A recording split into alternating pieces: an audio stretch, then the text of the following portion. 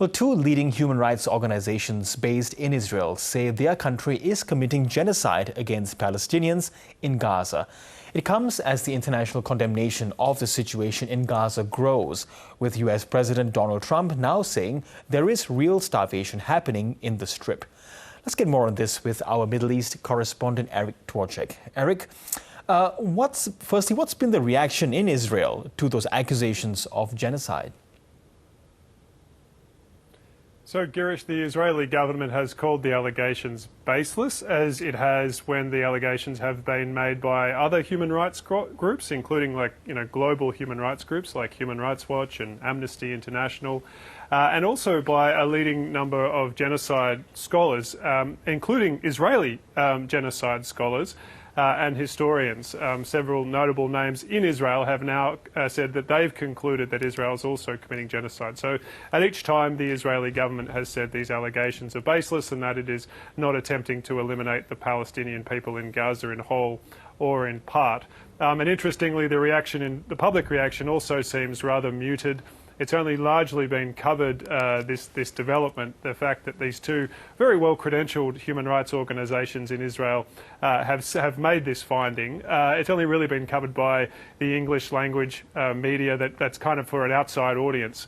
Because in Israel, these allegations and this growing international consensus from experts and human rights groups around whether or not what's occurring in Gaza is genocide is kind of ignored as part of a victimisation narrative that many Israeli media outlets run. They don't really talk about these things or give them that much attention. Yes, and those two human rights groups have also accused Israel's Western allies of enabling genocide. Will this put more pressure on the global community, including Australia, to do more? It certainly makes it harder to ignore when even Israeli human rights groups are calling it genocide and are putting forward evidence, including collecting large amounts of first-hand testimony. And in the case of Physicians for Human Rights, it's a medical group of Israeli doctors predominantly, that work on these type of issues and that do a lot of work in Gaza. So it's hard to say that this group is politically motivated when it's medical professionals. B'Tselem is also a group that's frequently in conflict with the Israeli government and Israeli military. So they've kind of said, look, it's predictable that B'Tselem, this group, is going to criticise us because it's been criticising us for years, particularly about what they've been doing in the West Bank and also previously in Gaza. But, if Western governments that are still dealing with Israel and haven't changed how they deal with Israel, even though major international human rights groups, the United Nations and genocide scholars and international legal scholars have said what they've said, you have to wonder whether the simple fact that these groups are Israeli is going to, add any kind of impetus to the push for them to change their behaviour. Yes. Eric, what can you tell us about the amount of aid that is coming into Gaza? Because we have seen pictures of more trucks coming in, but also aid packages being parachuted into Gaza.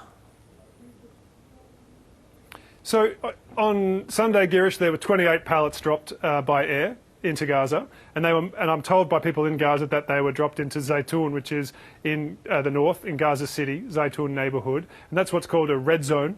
Where the Israeli military has said, do not go here. It's a combat area, and all the civilians have been forcibly displaced towards the coast. So that those drops are clearly targeting areas where the people remaining simply have no access to food. There were a further 20 pallets dropped on Monday, according to the Israeli military. And if you consider that a truck alone can carry one truck can carry multiple pallets, 48 pallets of aid is not a great deal. It's more that perhaps it was dropped into areas that wouldn't have any access to aid. But the airdrops themselves, when you consider the amount of aid that's needed in Gaza, 48 pallets isn't a great deal. In terms of the amount of aid that's coming in via truck, the Israeli military said that 120 trucks were distributed yesterday. It's not just the amount that comes in, because once it comes in, it doesn't go out to the population. It goes to a holding area, which is controlled and guarded by the Israeli military. And then the UN has to go through a very complex procedure, bureaucratic procedure, and also a kind of safety procedure in order to get that aid out. And then it has real trouble distributing it. So apparently 70 trucks came in from the north of Gaza yesterday as part of this expanded aid distribution that Israel has promised, and all of them were looted. We were told by people in Gaza, I was speaking to people in Gaza last night, and they were saying they were all looted. Nobody got near them in terms of the aid organisations. The tribal council, which is in the north of Gaza, which has been trying to protect the aid, it had members killed in an Israeli airstrike while they were preparing to protect the aid from looters. So then, none of this aid apparently actually reached the warehouses, so there could be an organised, orderly distribution to vulnerable people today. This is part of the problem about not allowing aid in at scale. This did not occur during the ceasefire, according to the UN and aid agencies. When large amounts of aid were being pushed into Gaza, there wasn't looting, there was orderly distribution from 400 different distribution points. At the moment, even though more aid is coming in, orderly distribution is not occurring. Eric, what are we to make of claims by Israel that there are organized gangs and also members of Hamas that are collecting aid and withholding it? This is, in terms of the organised gangs, this is absolutely true. We know this because Israel is supporting one of those gangs, the Abu Shabab gang in Rafah. It has admitted that it is supporting gangs on the basis that they challenge Hamas, and it's understood by the reporting in Israel that the main gang they are supporting is the Abu Shabab gang, which has been looting trucks in the south of Gaza. This gang has apparently been armed by Israel, and it seems to be getting money from somewhere and access to land, and has been creating a kind of aid sort of encampment in the south of Gaza.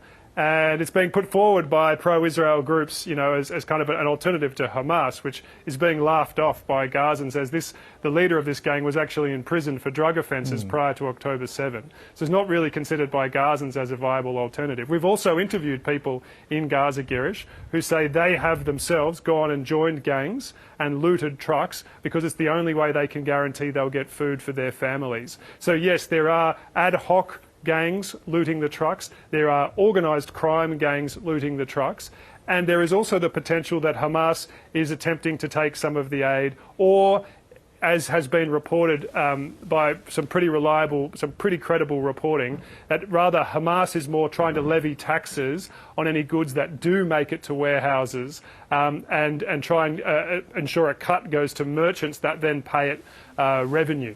So that seems to be the mechanism by which Hamas is trying to sustain itself and pay salaries, not necessarily directly stealing the aid when it comes in. And finally, Eric, an Israeli court has extended the detention of activists on board a flotilla bound for Gaza. That includes 2 Australians. What do we know about the conditions that they are being kept in? They're being held in Givon prison in Ramleh in central Israel, so just east of Tel Aviv. They're being held, I think, in what's fairly normal temporary detention, the same that other people were held in when they came in on an earlier boat, the Madlin. Apparently they're in good spirits. I spoke to their lawyer yesterday.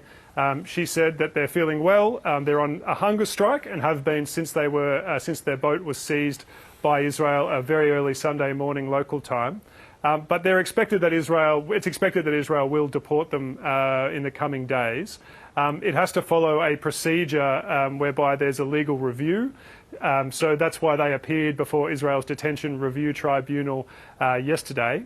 And when they did that, their lawyers made arguments that they were wrongfully detained. They alleged that they were detained in international waters. They were not attempting to enter Israel because they were detained under the migration laws of Israel for illegal entry. But I mean, the activists themselves say, no, we weren't attempting to enter Israel. We were attempting to enter Gaza. We were in international waters when we were detained. There's no legal basis for our detention. Therefore, their lawyers argued they should be allowed to go free. The Detention Review Tribunal rejected that, and it found they had been legally detained, and that's the position of the Israeli government. So as a result, those, including the 2 Australians, Tan Safi and Robert Martin, who haven't agreed to an expedited early deportation, have to go through the longer deportation process. Israel still wants to get rid of them. It's still going to kick them out. It's just going to take a couple more days.